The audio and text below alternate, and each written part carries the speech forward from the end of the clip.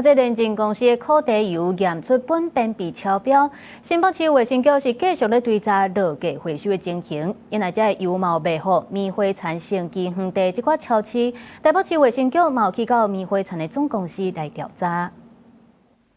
那本次呢，聯淨的苦茶籽原料是由聯淨公司自中國輸入。那驗收時呢，有取得該批原料的苯便秘檢驗合格證明。那油品檢出苯便秘是否與原料或者是製程有相關，業者呢應該要納入檢討改善的方向，以確保產品的品質安全。